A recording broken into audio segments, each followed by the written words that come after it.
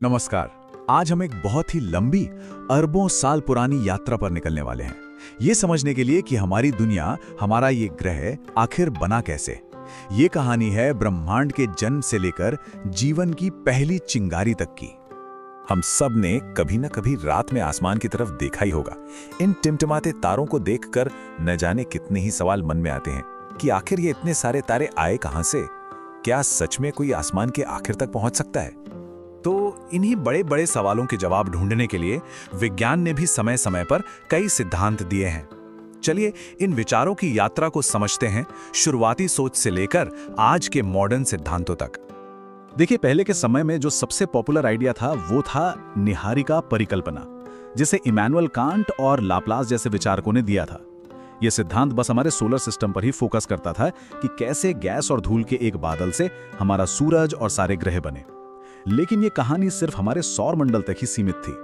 फिर आई वो थियरी जो आज सबसे ज्यादा मान्य है, बिग बैंग सिद्धांत। एडविन हबल ने 1920 में इसके सबूत दिए, और ये थियरी सिर्फ हमारे सोलर सिस्टम की नहीं बल्कि पूरे ब्रह्मांड की शुरुआत की कहानी बताती है। तो चलिए अब इस सबसे ज्यादा मानी जाने वाली कहानी में जरा और गहराई से उतरते हैं। हर चीज की शुरुआत की ये कहानी, जिसे विस्तारित ब्रह्मांड परिकल्पना भी कहते हैं, हमें उस पल में ले जाती है जब ब्रह्मांड का जन्म हुआ था। वैज्ञानिकों का मानना है कि बिग बैंग की यह घटना आज से लगभग 13.7 अरब वर्ष पहले हुई थी। सोचिए, बस एक पल और वहीं से हर चीज की शुरुआत हो गई।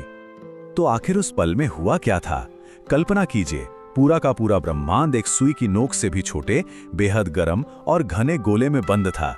फिर अचानक एक जबरदस्त धमाका हुआ। 1 सेकंड के बहुत छोटे से हिस्से में ही ये तेजी से फैलने लगा, और इस फैलाव से कुछ ऊर्जा पदार्थ में बदल गई। लगभग 3 लाख साल बाद ब्रह्मांड इतना ठंडा हो गया कि पहले परमाणु यानी हाइड्रोजन और हीलियम बन सके, और इसके बाद अरबों सालों में ग्रेविटी ने इन गैसों के बड़े बड़े बादलों को एक साथ खींचा, जिससे पहले तारे और आकाशगंगाएं बनी। इसे समझने का सबसे अच्छा तरीका है एक गुब्बारा। सोचिए, जैसे जैसे गुब्बारे को फुलाते हैं उस पर बने निशान एक दूसरे से दूर जाते हैं, ठीक वैसे ही आकाशगंगाएं भी एक दूसरे से दूर जा रही हैं। अब जब हम आकाशगंगाओं के बीच की दूरी की बात करते हैं तो वो इतनी ज्यादा है कि किलोमीटर में तो बात ही नहीं कर सकते। इसीलिए वैज्ञानिक प्रकाश वर्ष या लाइट ईयर का इस्तेमाल करते हैं। ये वो दूरी है जो लाइट 1 साल में तय करती है। ये दूरी का माप है, समय का नहीं। आपको अंदाजा देने के लिए बताऊं, हमारी अपनी आकाशगंगा मिल्की वे का डायमीटर ही 80,000 से 1.5 लाख प्रकाश वर्ष के बीच हो सकता है। अरबों आकाशगंगाओं में से एक हमारी अपनी मिल्की वे, और उसके भी एक छोटे से कोने में एक नई कहानी शुरू हो रही थी। चलिए अब जरा कॉस्मिक स्केल से हटकर अपने घर की तरफ आते हैं। जूम इन करते हैं हमारे सौर मंडल पर और देखते हैं कि कैसे एक युवा दहकती हुई पृथ्वी का जन्म हुआ। तो लगभग 4.6 अरब साल पहले जब धूल और चट्टानों के जमा होने से हमारी पृथ्वी बनी, तो वो आज जैसी बिल्कुल नहीं थी। सोचिए, एक चट्टानी दहकता हुआ बिल्कुल वीरान सा गोला, जिसका वायुमंडल भी बहुत पतला था, जिसमें ज्यादातर हाइड्रोजन और हीलियम ही थी।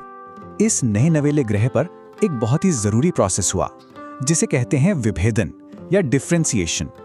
हुआ ये कि पृथ्वी अपने बनने के दौरान पैदा हुई गर्मी की वजह से इतनी गर्म थी कि लगभग पिघली हुई हालत में थी, और इस गर्मी के कारण सारे मटेरियल्स अपनी डेंसिटी मतलब अपने भारीपन के हिसाब से अलग अलग होने लगे। ठीक वैसे ही जैसे पानी में तेल डालो तो वो हमेशा ऊपर आ जाता है, कभी मिक्स नहीं होता। और इसी प्रोसेस का नतीजा है पृथ्वी की आज की परतदार संरचना। जो सबसे भारी चीजें थीं, जैसे लोहा, वो सब नीचे केंद्र में जाके जमा हो गईं और बन गया हमारा कोर। और जो हल्के पदार्थ थे वो ऊपर सतह की तरफ आ गए और समय के साथ ठंडे होकर बन गई हमारी जमीन, जिसे हम क्रस्ट कहते हैं। तो अब हमारे पास एक परतदार ग्रह तो था, लेकिन जिंदगी के लिए जो 2 सबसे जरूरी चीजें हैं वो अब भी गायब थीं। एक स्थिर वायुमंडल और पानी।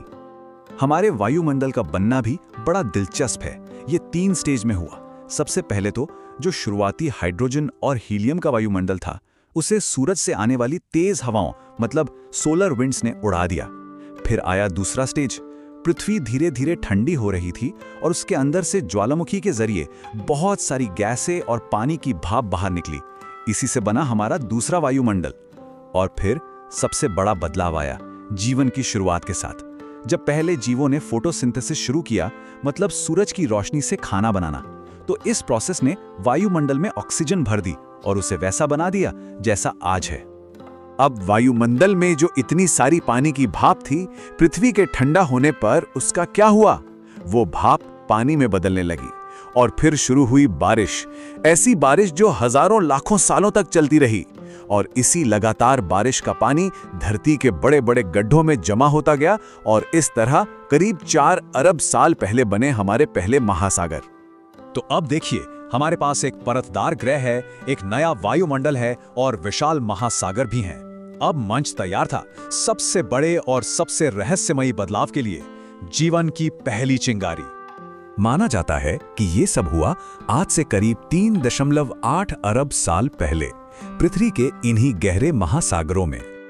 पर जिंदगी शुरू हुई कैसे?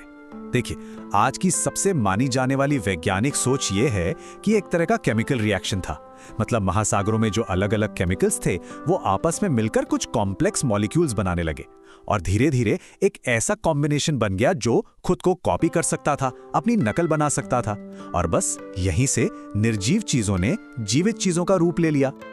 और हमें कैसे पता?